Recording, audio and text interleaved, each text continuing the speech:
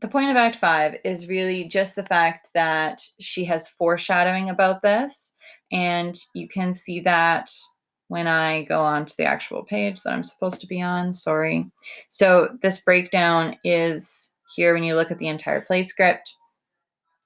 So of course, Romeo then just says, I deny you stars. And there's this whole theme of the fact that they're star-crossed lovers. So the idea of star-crossed lovers is that they are in love with each other, and their love shines brightly like a star, and yet stars will never actually meet, right? So the stars never actually are able to come together. So Romeo is really upset that he believes that Juliet has died. He buys a poison from the apothecary that it will kill him right away. And all we learn in really Act 5, Scene 2 is that Friar Lawrence learns that Friar John had never sent the message to Romeo. And so Romeo thinks Juliet is actually dead. He doesn't realize that it was just a potion to make her fall asleep.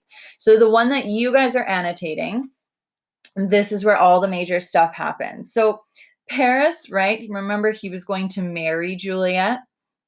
Of course, she died right before the wedding. And so he comes to the tomb, to the mausoleum, to walk in and lay flowers beside her because they lay out the dead. And then he realizes someone is approaching, so he withdraws. And then Romeo comes in, and we hear that, he's very upset, and he tells his servant Balthazar to conceal himself.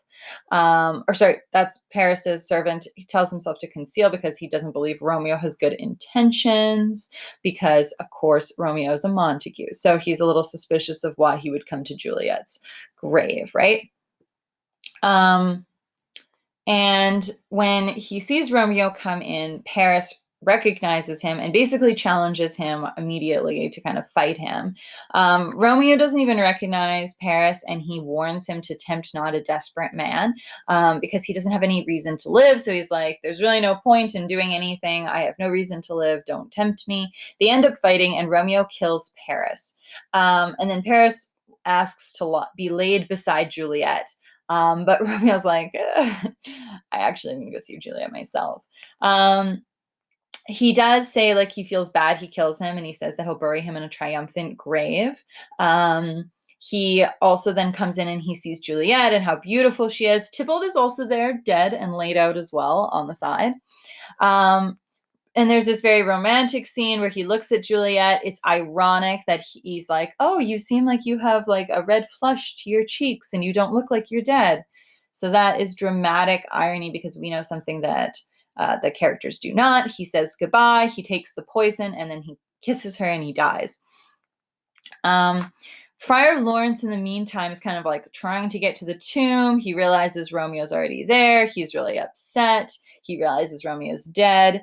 And then Juliet wakes up. And in the Leonardo DiCaprio version, hopefully you enjoyed that, because she wakes up like as he's dying. It's a bit dramatic. And he basically tells her, like, come on, let's go. Like, we have to run away. Like, you'll be fine. But then she refuses to come, and he's afraid. So he goes and hides, and he leaves. And Juliet sees the empty poison, realizes that Romeo has died, and she wishes to kiss him. And then in a almost like more masculine manner, in terms of like stereotypical deaths, there is no poison for her to have this like easy death. And so she, with great courage, stabs herself. And it really fits with Juliet throughout the entire play, because she's the one taking such risks. She's the one who denies her parents, right? Romeo didn't have to do that. She refuses to get married. She's running out and seeing him, something that women never would have done. And then she stabs herself. So she's actually like one of the strongest characters in terms of like the strength of her convictions. And then the Watchman discovers that both of the families have died. All the Capulets come, the Montagues come. We learn some other people died. So Lady Montague has died from grief when Romeo was banished. It's a tragedy, so there's always a high death toll. So we've got Lady Montague, who died of grief. We've got Paris, Romeo killed him. We've got Tybalt, Romeo killed him. We also had Mercutio, Tybalt killed him, and then Romeo and Juliet. So you've got like 8 characters who've died by the end of the play, which is pretty common in tragedies. And because of this death and the sadness of it, the families decide to make peace. But of course, this resolution of peace has come at a very high price, and they decide to kind of like erect a statue to the children's names, and they become great friends. So that is what's happening, okay? Again, you can look at the very last end of the video Spark Notes. You could read that scene, and your assignment is right here. So, guys, English 10-1, Fate versus Free Will. Scroll down. Act 5, Scene 3. This is where you find it. I had a lot of text about where to find this, so that is why I'm just trying to like really make it clear. When you open up the document, you need to do the exact same thing. You need to make a copy so you can write in it, okay? So you have to go file, make a copy. That's the only way you'll be able to write in it and do everything. We're doing the exact same things for the assignment, okay? You need to have yellow highlighting. So you need to highlight what's really clear, the main idea. You have to kind of cut through all of the other Shakespearean language and find the original goal. That's what I want highlighted in yellow. Blue highlighting, please make sure it's light and I can still see the text underneath it. Okay, don't do something dark that obscures the text. But that just matches whatever your questions are asking. And then, of course, for your questions, please make sure you are typing in blue, okay, so I can see it and it's really clear. Full sentences, detailed, put down your thoughts. Like, I want to know why you think this. Your answers should not necessarily be the same as someone else's.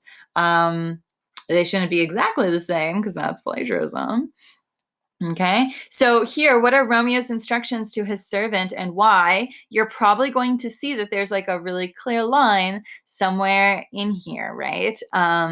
So, for example, give me that mattock and the wrenching iron. You might not know what those tools are. I do explain it's a pickaxe. So he's trying to like break into the doom.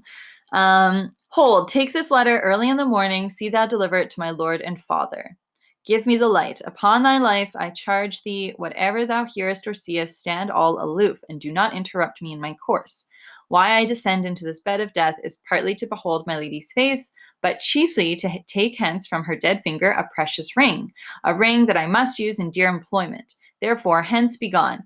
But if thou, jealous, dost return to pry into what I farther should intend to do, by heaven, I will tear thee joint to joint, and strew this hungry churchyard with thy limbs. The time and my intents are savage wild, more fierce and more inexorable far than empty tigers or the roaring sea. So he is lying to his servant here. He's saying, oh, the reason I'm coming in is because I have to get the ring that I gave Juliet, because he doesn't want his servant to interrupt him because he's going to kill himself. And generally, servants are supposed to stop their masters from dying. Okay. But what is really clear is, hold, take this letter early in the morning, see you deliver it to my lord and father. That is something that's really clear. So that is what I would highlight in yellow there, because we know exactly what he's saying. He's giving him a letter for his father. In that letter, he's basically saying, you know, I died because I'm in love and I married Juliet. Something else that is a little bit clearer is, of course, that he is lying. So maybe think about some of those instructions. And then he's threatening his servant as well and saying, like, I'll tear thee joint by joint if you come in. He's saying that because he doesn't want him to be interrupted, and he's trying to give the servant an excuse to leave. And he says that his intents are savage wild, of course, because he's kind of in this mad state. I will be gone, sir, and not trouble ye. That is also really clear. I will be gone. He's leaving, right? So shalt thou show me friendship. Take thou this ring, live and be prosperous. Farewell, good fellow. So he gives him his ring, says, be prosperous. Like, obviously, it's worth money, so that's going to be great for the servant. And then we have an aside. Asides mean that the character is standing on stage but talking only to himself. The other characters can't hear him. For all this the same, I'll hide me hereabout. His looks I fear, and his intents I doubt. Okay, so what's happening? he's hiding. I'll hide me here is really clear, okay? Even if we don't know hereabout or what that means, right? Try and break it down, look for a word inside of that. So why would Balthazar decide to stay, right? Think about that relationship. Romeo's giving him a ring. He's kind of taking care of him. It's another reason for Balthazar to kind of hang out. Thou detestable maw, thou womb of death, gorged with the dearest morsel of the earth, thus I enforce thy rotten jaws to open, and in spite I'll cram thee with more food. So there is a metaphor here. It's a bit of an extended metaphor. It is the detestable maw. He calls it a womb of death. He's talking about one thing here. He says morsel, as like a morsel of food. He's talking about forcing the rotten jaws to open. And he says, I'm going to cram you with more food. So food, and then what is the that he is talking about? And there's a clue there because it says Romeo begins to open the tomb. So how is he representing the tomb or the mausoleum? And how is he representing himself? Right? Okay. Here you have to summarize what Paris is saying. Again, I've bolded some of the more key parts. Okay. Looking always for that line that's really straightforward.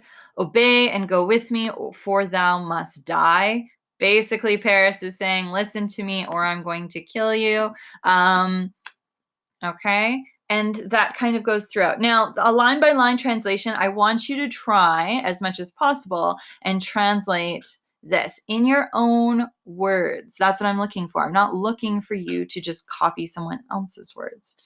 Annotate and highlight clear ideas from Romeo's soliloquy. So I should see a bunch of different highlighting. I should look at what is the punctuation saying here, if there's lots of question marks.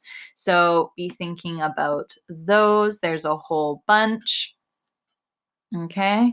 And it kind of goes throughout looking for the metaphor. Again, I've bolded it here, so that helps you with that one. And you guys are just going to work through it. So if you have any questions, let me know.